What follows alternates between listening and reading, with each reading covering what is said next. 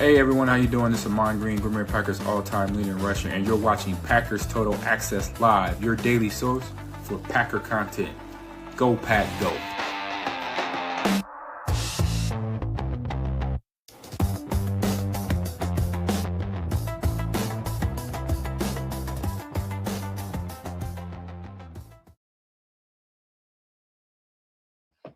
What's up, guys? Welcome into Packers Total Access. My name is Clayton. You can check us out on packernet.com. Find me on Twitter at Packers_access. It is February the 4th. We just got through with Brian Gutekunst's press conference. It feels like it's been forever since we heard Gutey speak.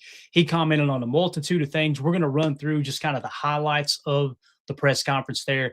What did we learn? What did we not learn? Were there a couple surprises there? We'll dive into all of it. He talked about Matt LaFleur's future. He talked about, or not Matt LaFleur's future, he talked about his working relationship with Matt LaFleur. He talked a little bit about Rashawn Gary. He talked about Keyshawn Nixon in the cornerback room. He talked about Aaron Banks in the offensive line. We're going to dive into all of it. So, just buckle up. Let's go through and hit on some of the highlights of the tweets. Before we get into it, if you would, do that YouTube stuff for me. Hit like, hit subscribe, click the bell icon. If this is your first time tuning into PTA, welcome. Thank you for making us a part of your afternoon. We are not experts. We are not insiders. We're not media members. We're fans just like you, talking Packers on a daily basis. So if you are looking for that type of content, make sure you hit like, hit subscribe, click the bell icon so you don't miss out on future events here on the channel. I see the chat already filling in here. We got Solder in the house. Has no idea what he's supposed to say, but after that, I feel like the Packers are stuck. Whew. I think that's very well said, Solder. We got Nick McSwain in here. Kyle Andretti, what's up, buddy? D.A. Daryl in the house. What's up, Bob? We got Professor Cakes in here. And, of course, Nick McSwain says, him downplaying roster youth was my least favorite thing. Amen. The injuries, too. I understand you can't just come out. And Jason Woody with a great question, the way he framed it. You can't just come out and say, the injuries didn't affect us you can't come out and say the injuries ruined our season. They're the only reason we didn't win. Nobody here is saying that's the only reason the Packers didn't advance further in the playoffs. But boy, oh boy, to just kind of brush it under the rug and pretend like, there's nothing wrong here. There's nothing that we're doing wrong in terms of building the roster and things like that. I don't know, man. And again, we've seen in the past with Gutey, he's made comments and then turned around and did totally the opposite, right? We've seen that with Aaron Jones, unfortunately. We were excited about having Aaron Jones potentially coupled up in the backfield with Josh Jacobs. And, looking back, hindsight being 2020, if you had taken that approach, you could have ran wide zone boot and pressed into duo as well, letting Aaron Jones continue to run wide zone runs and then have Josh Jacobs kind of be your feature back, but mostly dive into duo, inside zone, things like that. So, again, it's going to be interesting to see how the rest of the offseason plays out. But let's just go through some of the highlights here. If y'all would smash that like button. I know we got a bunch of people following in right now. Thank y'all for making us a part of your afternoon. So, first thing here, I just tweeted a couple out. We got a couple tweets from other insiders as well. Packers GM on the current roster, quote, I really do like the guys in that locker room. It's two things. One, do we have the right people out there to handle those situations? And two, are we doing everything to give them the best chance to succeed? And he's talking about the late game collapse there against Chicago, talking about the late season collapse, right? A couple of things kind of perked my ears up a little bit. It's two things, right? Do we have the right people out there to handle those situations? And two, are we doing everything to give them the best chance to succeed? To me, it sounds like, okay, do we have the right players on the field? And do we have the right coaches out there? That's kind of what it feels like. Again, I'm reading between the lines there. He had glowing things to say about Matt LaFleur. I don't think that's a shot at Matt LaFleur. Some may see it that way. But, it's just amazing. The youth was not mentioned at all, It's not amazing. I mean, we don't expect them to go, yeah, we're the youngest roster. We got to get older. We got to get more experience. You don't expect him to come out and say that because he built the roster, right? However, like Nick McSwain says here in the chat too, man, I'm tired of people saying the injuries don't matter. It's just, again, if they don't matter, then stay 90 under the cap this year and come back and bitch and moan when they don't do good, right, Nick? That's exactly what would happen for sure. Moving along, Wes Hawkowitz said, no firm decisions made yet, but Brian Gutekunst says he'd expect guard Aaron Banks and cornerback Nate Hobbs back next season. Multitude of tweets went out there, not just Wes Hawkowitz's.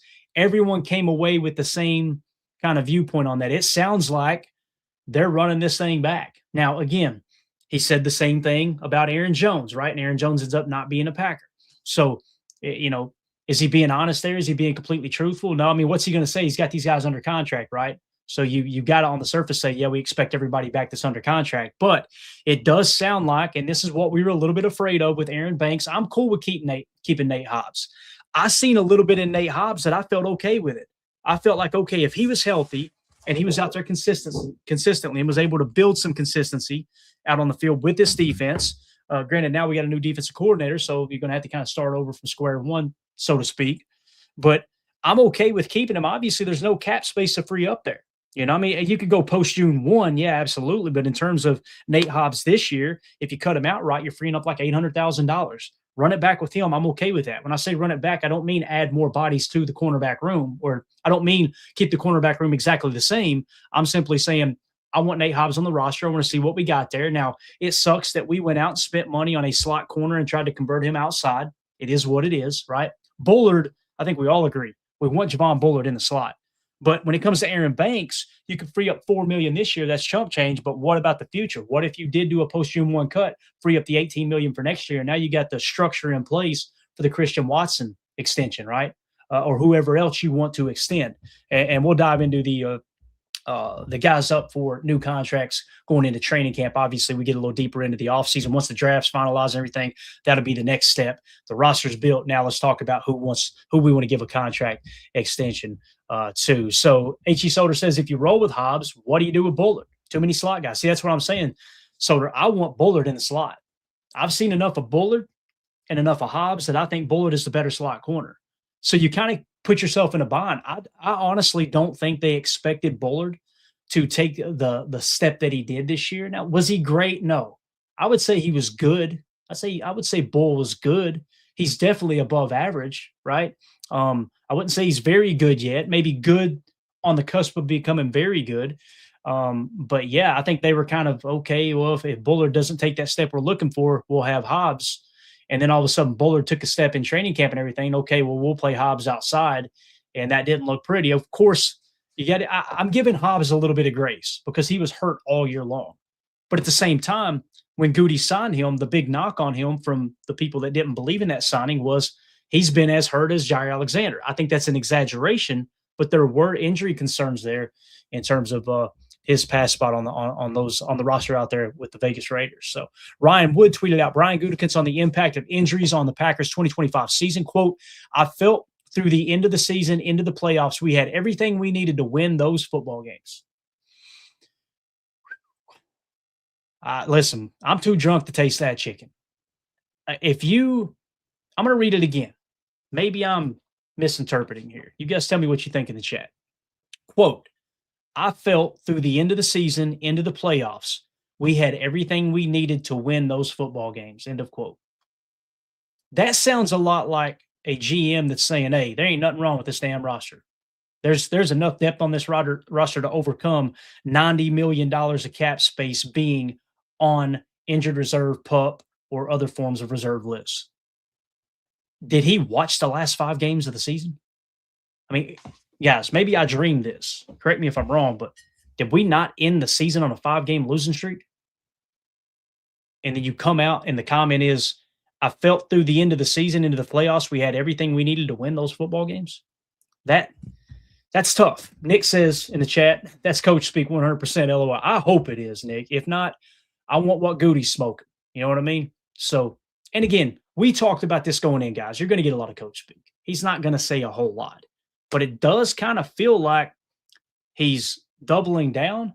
Now, let's hope as soon as free agency opens, as soon as we get to restructuring contracts, things start to shift. Again, don't believe what I tell you. Believe what you see me do, right? Actions speak louder than words. I always say, you want to know where people's priorities lie, look at their checkbook and look at their calendar, right? Where are they spending their time? Where are they spending their money? That shows you what's important to them. As soon as we get into this offseason and it's time to cut, it's time to restructure or cut players and or sign free agents, we'll know exactly what he means, right? And if we just hold pat and run this thing back, it's a tough look for me. Because if you're not getting better, you're getting worse. There is no staying the same, right? Next quote, also tweeted out by Ryan Wood over on X. Brian Gutekunst on Rashawn Gary, quote, I thought he started out really, really strong. Obviously, he had a lot of production early. I think he ended up with 60-some pressures and 7.5 sacks. That's pretty good production in the NFL. Note it was not a strong finish for Gary, though. All those things are true. Started off strong. I think through 4 weeks of the season, Gary was leading the league in sacks, and it's like, oh boy, Gary's about to have his career year here at 28 years old. That's wild, right? He's about to have a 13, 14, 15 sack season. This is exciting. Micah's going to get his too. Then, of course, down the stretch, it really tapered off. So, you've heard us talk about this on the show. We agree with what he said there. He did start strong, right? The back half was tough to watch. And you can kind of see Gary hitting the wall, though he was still effective in the run game. It's just you start having all these guys dropping like flies. Wyatt goes out. Parsons goes out, right? Hell, against the Bears, you were in pretty good shape until the second half when Edgerrin Cooper left the game. Now you've lost your star in the middle at stackbacker, that tier 2 position of importance we talk about. So, again, I think to me, Gary, it's going to be a restructure or a cut. It's going to be a pay cut or a cut. And think, if you want to know what I'm kind of hinting at there, go look at what happened to Preston Smith the year before his final year in Green Bay. That type of cut.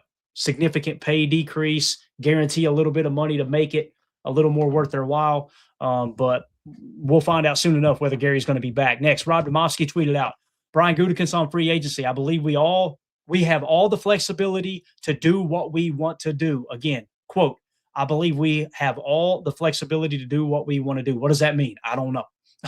Right. He didn't come out and say, yeah, we're going to be very active in free agents. Yeah, I'd like to go out and get a couple guys. Yeah, it'd be nice to get a couple pieces. He just said, I believe we have all the flexibility to do what we want to do. And again, we broke that down earlier today. We broke it down several times on the show. You could free up a ton of cap space just like that. You could be $40 million under the cap and go get 2 free agents that are high-priced free agents, and you're off and running. Also, I wouldn't be surprised if they just kind of stay put.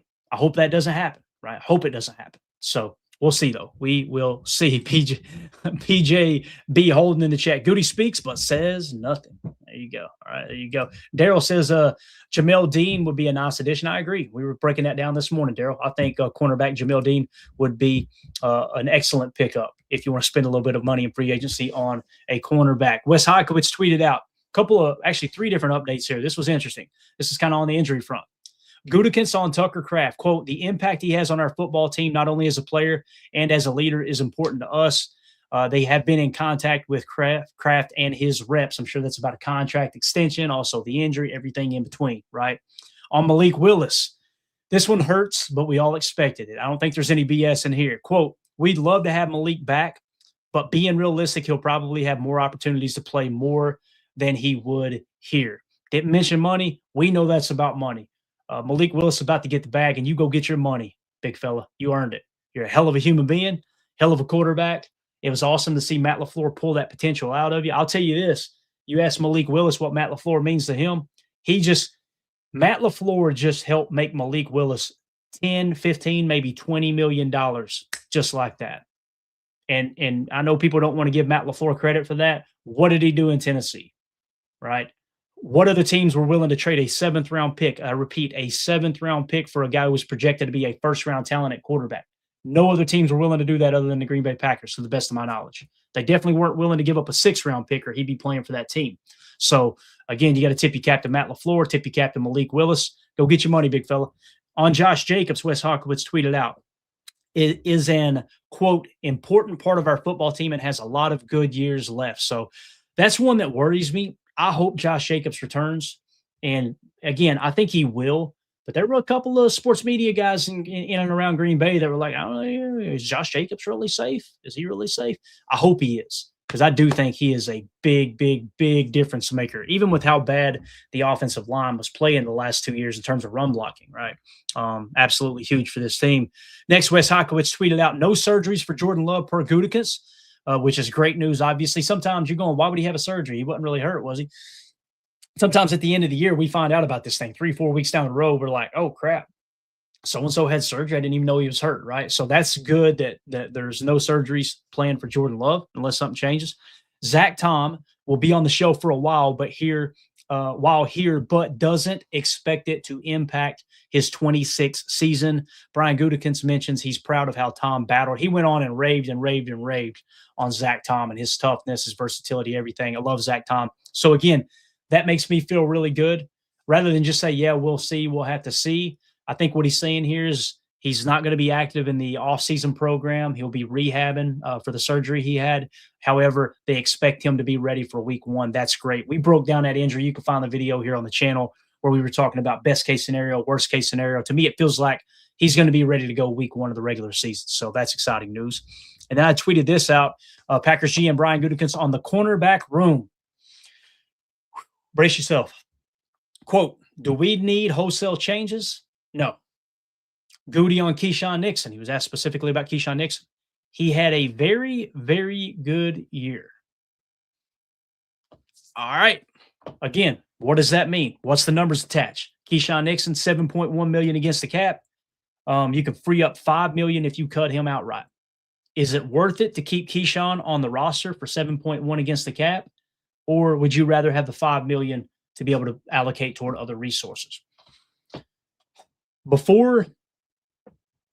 Try to think how I can say this. Before the Bears game, both Bears game, really. Now, here's what's crazy is started off bad in the Bears game, the first meeting, although made the game-winning interception in the end zone. And it's like, let's go, Key. You know what I mean? I was the biggest Keyshawn Nixon fan in the world when that happened. Come back the second game against the Bears, biting on double moves, getting cooked, jumping on the pile, personal foul, and the worst part of it, refusing to even lower the shoulder and try to make a tackle on a goal line situation with the game on the line. Man. Now, maybe they'll cut him outright. I don't know. Maybe he'll be on the roster and he'll be our best corner next year. I'm hoping. But it sounds like, at least if we're taking Gutey's comments at face value, Keyshawn Nixon will be back next year, right? Now, again, was he a bad football player? No, I wouldn't consider him bad. When you take the money, right, 7.1 against the cap, that's not a horrible cap number. That's a cheap cornerback in this league, especially for someone that I think there is an argument to be made. He's the best corner on our team right now. That's not saying a whole lot, right? Because Carrington Valentine, to me, looked like he took a step back this year than previous year. But when you look at that as a whole there, Keyshawn, let me find the positive for you. Keyshawn Nixon led the league in pass breakups. That's a plus, right? That's a positive stat. What's the negative? Tons of penalties and tons of botting on double moves. Well, how do you lead the league in pass breakups? You're aggressive underneath, attacking the football. What's the negative to that? You're going to get cooked on double moves. It's just the way it is, right? So that's what Gutey had to say on Keyshawn and the cornerback room. So that's just a quick, like I said, glimpse. You guys can go back, watch his entire press conference. I tried to grab what I felt like were the highlights of the press conference to kind of bring it into you guys and gals and make it a little more convenient for you. I'm curious to know what everybody thinks in the comments. Let me know in the comments. How do you feel about what Brian Gutekunst said about everything? The injuries going into the season, the revamping of the roster or lack thereof. How do you feel about his comments about Aaron Banks and Nate Hobbs? What about the cornerback room as a whole? Is Keyshawn Nixon going to be on the roster? All that stuff. Hit us up in the comments. Let me know what you think. Make sure you hit like, subscribe, click the bell icon so you don't miss out on future live streams. We will be back either later this afternoon or tomorrow for more live coverage of the Packers. We'll be doing a mock draft live. I'll get that set up. We'll be doing that really, really soon. So let us know in the comments. What do you think, guys? Thanks to everybody in the live chat. Appreciate you all. We will be back as soon as there is news that breaks and things to talk about. So my name's Clayton. This is PTA. Go Pack Go. Here we go. We're out. Bye, guys.